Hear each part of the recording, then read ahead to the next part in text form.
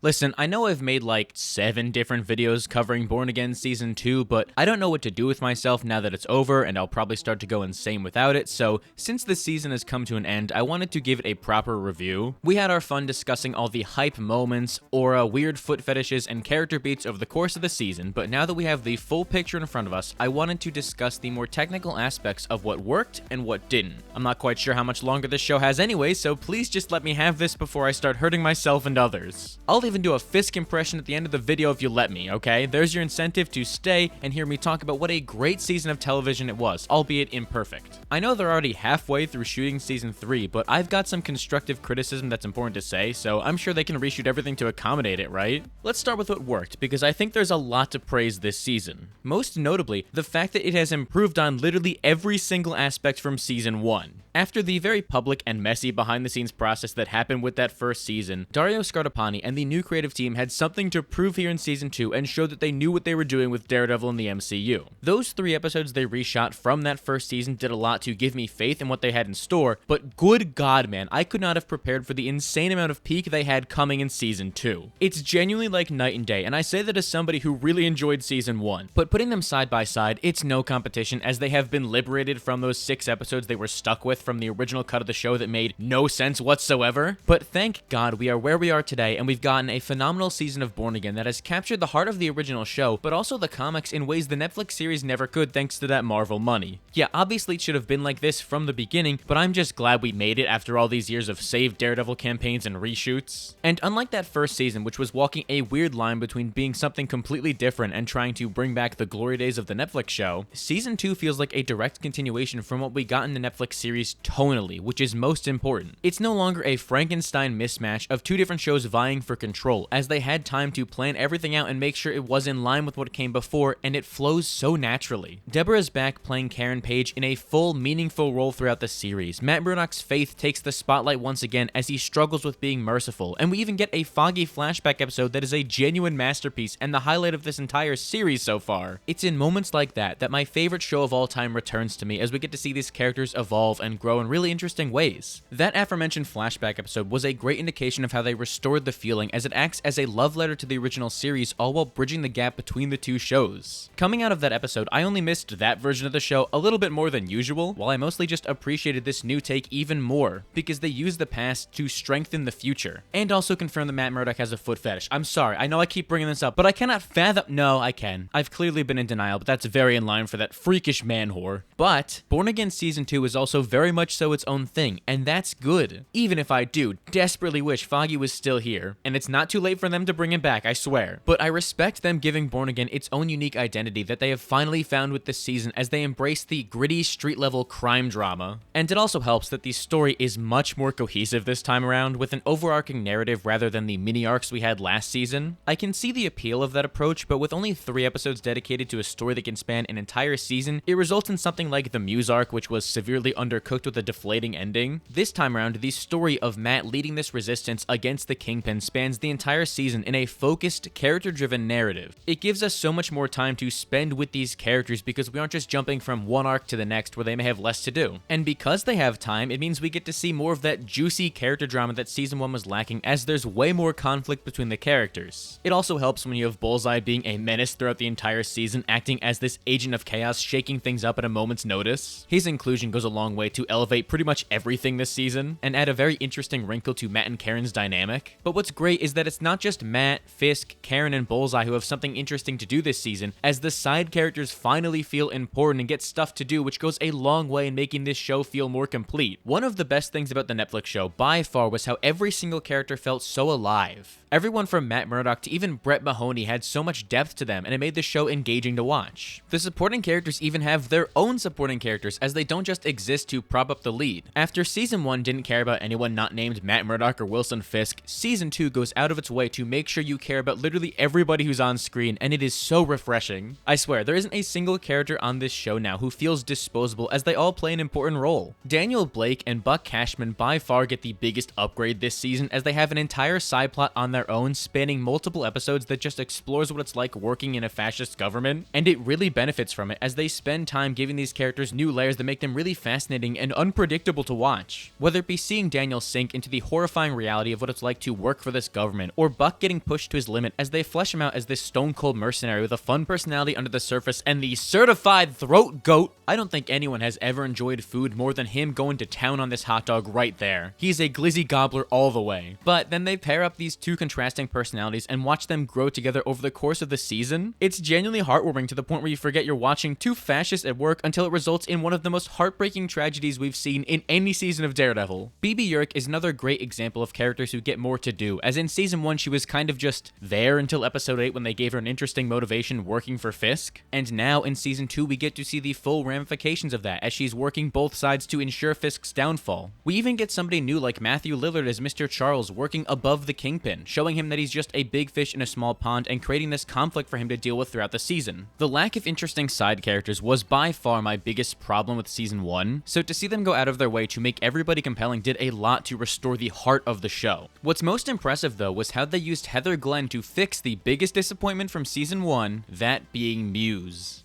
That's right, they made that baffling ending for Muse matter as they had a whole arc where Heather Glenn explored that trauma. In 2 scenes, they were able to not only give Muse all of his aura back, but make Heather Glenn arguably the most interesting character this season. And while they might have fixed Heather, I've decided that I don't want to be one of those people saying, oh, I could fix her. No.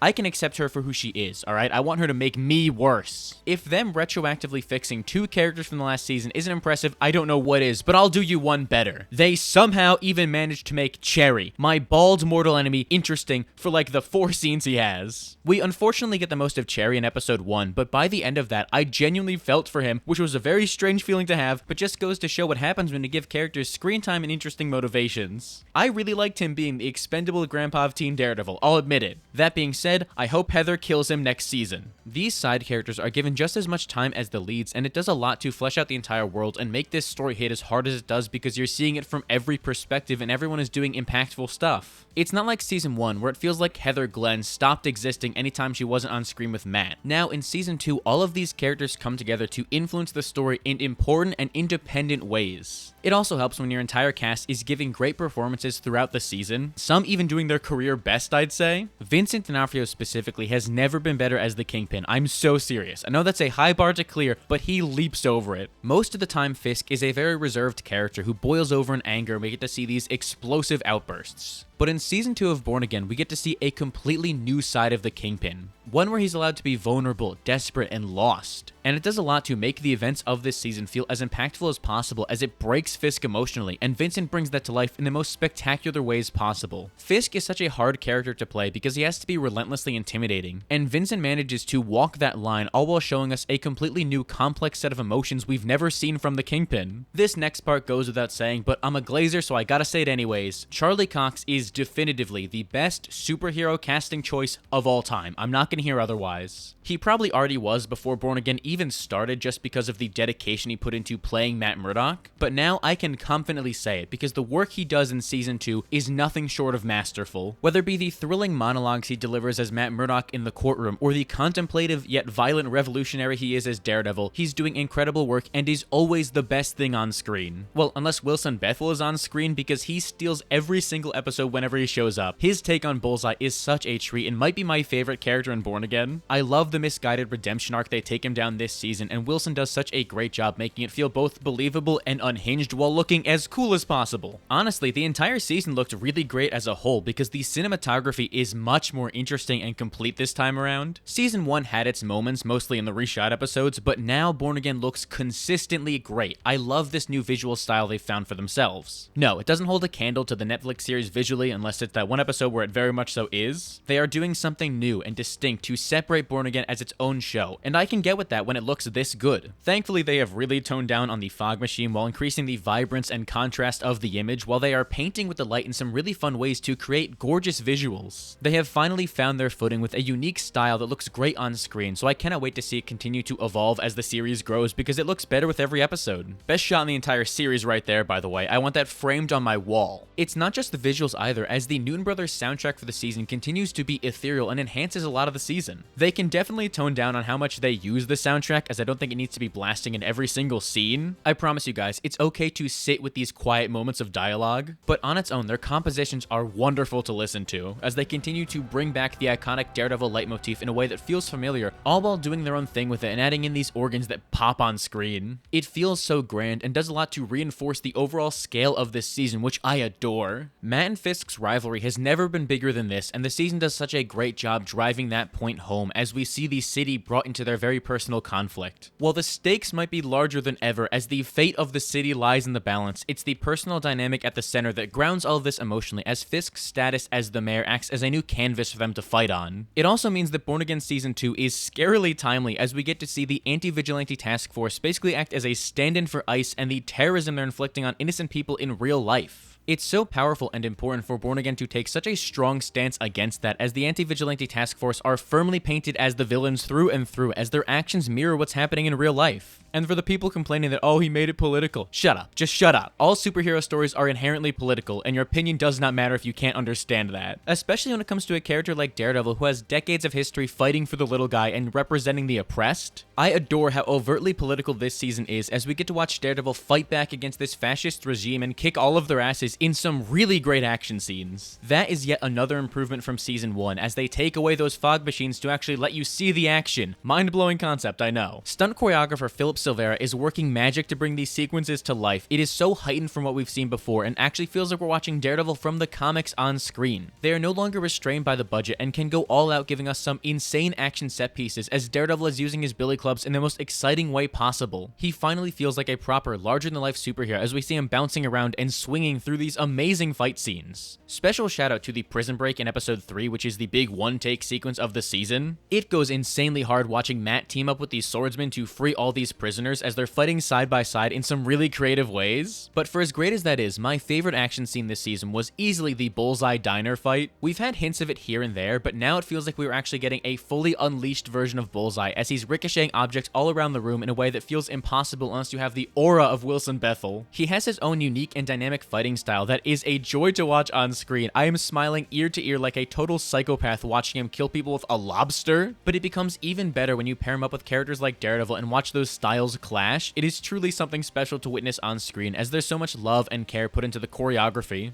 But here's the thing. For as much as I love Born Again and will champion Season 2 as one of the best seasons of Marvel television, it has glaring issues that can't be ignored. Most notably in the episode count, because an 8-episode season is just not long enough, man. They're doing their best to fit within the restrictions Marvel gives them, because apparently we're not allowed to have seasons longer than 8 episodes nowadays because of how streaming works, but I don't care. It is the biggest factor working against this season because they don't have enough time to tell the story they want to in the way that it deserves. I thought we had it so good after defeating the cursed 6-episode event, but apparently the 8-episode format is here to just take its place and make me want more episodes even more. At least 10 episodes would be the sweet spot for a show like Born Again. It trims the fat of those 13-episode seasons that could become overly long at times to make sure the season doesn't become meandering, but it also allows them more room to dive deep into character development more than ever. With the model we have right now, it's like they're trying to fit 13 episodes worth of story into 8 episodes, and you can really feel that as the pacing can be all over the place. We'll go from a nice quiet scene where characters talk and catch up with each other into one that's been chopped to pieces, as the editing is very jarring and noticeable. I'm so sorry in advance for what I'm about to say, but episodes 6 and 7 suffers the most from this. Every narrative choice they make is compelling, but sometimes we just don't have the time we need to explore them. I think that the first 5 episodes of the season had a damn near perfect pace, as you spent the first 3 reintroducing us to all these characters and status quo to set up the rest of the season, all while delivering on an explosive action scene in episode 3,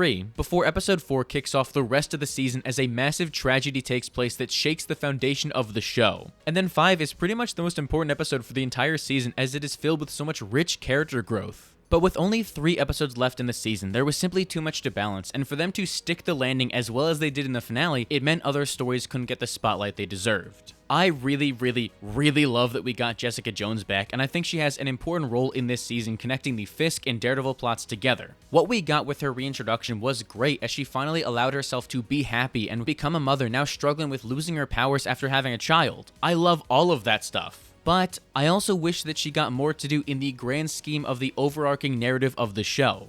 She kind of just disappears halfway through episode 6 without any explanation before she pops back up in episode 7 only to leave again, and then she finally gets to be there for the entirety of the finale, but at that point the cards have already been dealt. I feel like there could have been a really strong side plot with her investigating things for the benefit of the Revolution. Maybe you could have even done something where she's the person to track down the first mate of the Northern Star rather than him turning himself over. That way her presence is felt even more in the grand scheme of this season, and we actually get to see her use her greatest superpower, her skills as an investigator. Instead, most of her development happens off screen, which is a shame, and I know it's due to scheduling issues, but maybe there could have been a more effective way to use her in one dedicated episode rather than trying to stretch her appearances out and not let her go wild. I don't want to sound like I'm complaining too much about this point because I do think they do a really good job with her for the time she's there, but for Jessica Jones' first appearance in 7 years, I wish we were able to get more of her. In that same episode, there's also this big riot happening outside of City Hall, and I would have loved to spend more time both building that up and staying in that moment, as Fisk feels the pressure of the city turn on him happen in real time. Instead, we just get little moments throughout the episode until we get the big final scene at the end, which is great, but it holds great back from being amazing, which hurts to see when it's so obvious how this could have been improved. We're unable to take more of the breaths this season needs. Even someone like Matt Murdock I would have loved to spend more time with. While I still think his arc is really strong this season, you can feel his absence in the first half as he takes the backseat so they can make up for the lost time and flesh out the rest of the supporting cast. Thankfully, they do a damn good job wrapping up the Matt and Fisk portion of the story, but other characters just aren't afforded that same grace. The biggest victim of the episode structure this season is sadly Kirsten McDuffie. She starts out really strong in the first few episodes of the season as the only person working from the legal perspective, and that was a great role for her to fill while Matt was on the run. It immediately made her feel important, we got so much more screen time with her, and it still kept a legal presence in the Daredevil show, which is kind of necessary. They set up a really interesting character arc for her too, as she's understandably mad at Matt for disappearing and not staying in touch with her. As far as we know, before Karen Page came back, she was supposed to be Matt's closest and only friend at that point. There really should have been so much great character drama between those two, as Matt strains their relationship in order to preserve his dual identity. But the problem is, all of that is resolved off screen. Not only do we not get to see that conflict outside of one scene where Kirsten is talking to Karen, but I guess Kirsten and Matt just decide to make up off screen because he's there for the trial and she knows about it. They planned this big reveal together, so clearly Matt approached Kirsten, presumably apologized, and then got a whole legal plan together. If they didn't completely resolve that off screen, I wouldn't be as frustrated, because while I would be disappointed Kirsten didn't get the screen time she deserved, that plot thread is still left hanging as she can be even more mad at Matt for his identity reveal in season 3. But nope, instead we just lose out on what could have been a really interesting character dynamic because they don't have the time to show Kirsten, and that sucks. Especially considering that we barely even get to see her reaction to Matt's identity reveal. That should have been the crux of her story this season. Imagine if Matt finally makes his presence known by bursting into the courtroom and she wasn't prepared for it, and then he reveals his identity, completely blowing up her life and their case in front of him. I feel like that would have been so much better and set up a lot of potential for season 3 that would have put Kirsten in the spotlight as she has to deal with the public fallout from that,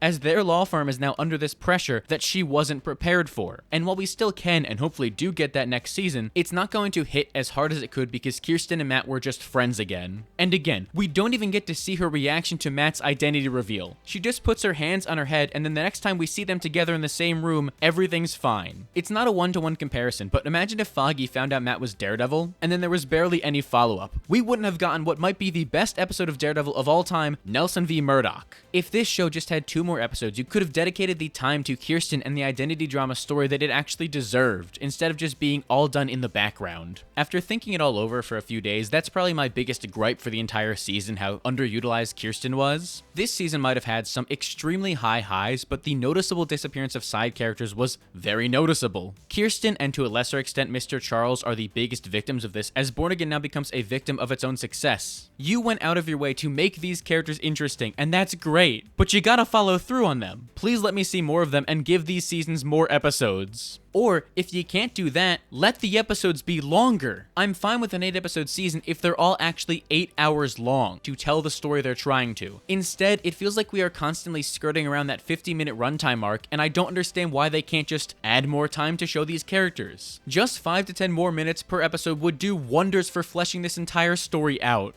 I don't know if it's a Marvel mandate like it usually is with these projects, or a decision from Dario, or a bit of both for why this is actually happening, but whatever it is, I need them to knock it off off and let these episodes be much longer. The entire season hits like a shot of adrenaline, but sometimes you just need a come down from that. I know you film stuff too because there are seemingly dozens of deleted shots that never made it into the final show. Whether it be the extended sequence on the rooftop where Matt crashes out after Karen gets arrested, Daredevil's speech being projected on City Hall, which is crazy we never saw, Charlie doing his own stunts and diving headfirst off a 20-foot balcony, Daredevil using a bazooka, or most importantly, Matt spraying the costume black and giving himself those double Ds in the first place. All of that exists and they just cut it out of the show for some reason or another. It feels like there was so much left on the editing room floor that was cut not because it didn't fit the story, but because they weren't allotted the time to show it. I'm no editor, and maybe it just didn't work in the grand scheme of things, but I find that hard to believe when every single one of those scenes would have added a lot to the season and given us more time to breathe.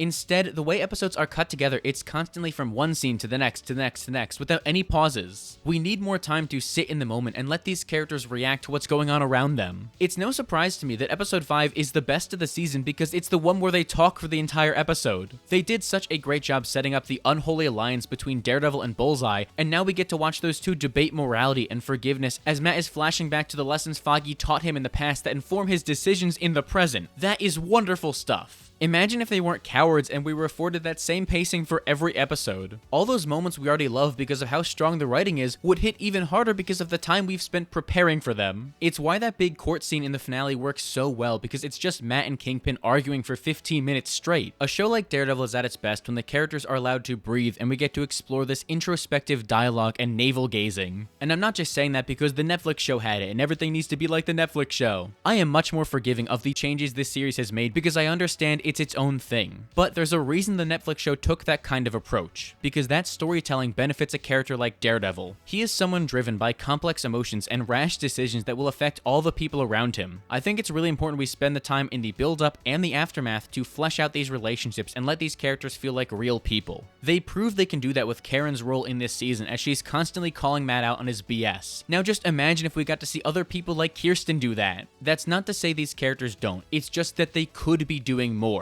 They could be showing Karen's trial in depth as she actually takes the stand and her past history is questioned by the corrupt district attorney. You could be giving us more Jessica Jones investigations. You could be giving someone like Cole North more screen time to make his quote-unquote redemption arc feel earned by that last episode. I could go on and on because there's so much more they could be doing, but for one reason or another, Marvel just isn't letting it happen. And I desperately need that to change because as of right now, the biggest thing holding Born Again back is its editing. This all comes from a place of love because I really enjoyed Born Again Season 2. I think it's an amazing season of television, but every single problem I have with this season would melt away if they just gave it 10 episodes with long run times. Okay, now that I've said my piece on Born Again Season 2, it's finally time to answer the big question in the title of this video: is Daredevil Born Again finally as good as the Netflix show now? Can I get a drum roll, please? Thank you, that's actually a really good beat. The answer is, I don't know, man. It feels very reductive to answer that question. I would say that the heights of Born Again Season 2 reach that same level, but it's not as consistent as something like Season 3, which might be an unfair comparison because Season 3 is, in my opinion, the single greatest season of television ever, but something like Season 1 I think it comes close to. Maybe if I just rank the seasons out loud, that'll help. Number 1 with a bullet is easily Daredevil Season 3. I don't think television will ever get better than that. Then second place I would go with Netflix Season 1. Third place would be Born Again Season 2. Fourth place would be Netflix Season 2, and fifth place would be Born Again Season 1. Last year I had Born Again Season 1 above Netflix Season 2, but after a Season 2 rewatch, some added time between it, and seeing just how much better Born Again Season 2 is, I'm very comfortable with this ranking. It might be sacrilegious for some of you to see me put Born Again Season 2 above Netflix Season 2, but just know this is coming from somebody who defends Netflix Season 2. I think that is a really great season of television, but in a funny way, it kind of has the opposite problem as Born Again Season 2. It feels like that season needed 8 episodes while Born Again Season 2 needed 13. That's nothing against Elektra though, we desperately need her back in Season 3. Okay, I've said the word season way too many times that doesn't even sound like a real word anymore, so let's just wrap this up. Due to the fact that Born Again is coming after the single greatest television series of all time, obviously it's going to get comparisons and people are going to hold it to that same standard, but in my eyes, comparison is the enemy of enjoyment. If you are constantly asking it to be something it's not, you're never going to enjoy it. For better or for worse, Daredevil Born Again is not the Netflix show. It's better in some aspects, like with the camera movement and costuming, shout out to those double Ds, but in others, there's still room to grow as they continue to build out their own unique identity. As a lifelong comic reader, the way I've always looked at this is a new writer and artist taking over after a run ends. There's going to be massive changes both visually and tonally as this new writer puts their own spin on it, and that's okay. That's just how the industry works. Now we get to see somebody else's interpretation of Daredevil, and it's great in its own way. While we should strive for Born Again to be as good as possible and offer constructive criticism, you shouldn't be taking out your frustration on Born Again and getting mad at it just because it's not what you want it to be. The Netflix show was lightning in a bottle due to the way streaming was organized at the time, and I don't think we're ever going to get something like that again. So instead, let's just appreciate the fact that Daredevil is finally back in his own show, trying new things. You've got to meet the show halfway and engage with what it's trying to do as its own unique project. It should be allowed to stand on its own because it is good on its own. It's a great series that truly understands Daredevil and his world and just needs a little bit more time to show that. Now as we head into season 3 as they adapt The Devil in Cell Block D, I could not be more excited. It's one of my favorite comic stories, and hopefully they learned lessons from season 2 that they can now apply to season 3 to make sure it continues to get better and better. Hey, it could be worse. You could be The Boys season 5. Jesus Christ, man, what are they doing over there? Okay, now to brush past that nuke I just dropped in the comments section, I've got to do that silly Kingpin impression I promised in the beginning of the video. Here we go. Mr. Murdoch, when I was a boy, I beat my father's skull in with a hammer. Thank you, Buck. Hey, that one was actually pretty good. I'm actually really enjoying this, so I think I'm gonna go work on my Fisk impression. In the meantime, why don't you just let me know your overall thoughts on Daredevil Born Again Season 2? I would genuinely love to hear what everyone has to say and continue the conversation down below. And while you're at it, make sure to give this video a like and subscribe so you don't miss the next one. If you don't do it, I'm going to talk like this for the rest of my videos. It's not a very good impression right now, so I don't think anyone wants to hear this. So please subscribe or I will crush your head in a car door. When I was a boy. No, I'll get it.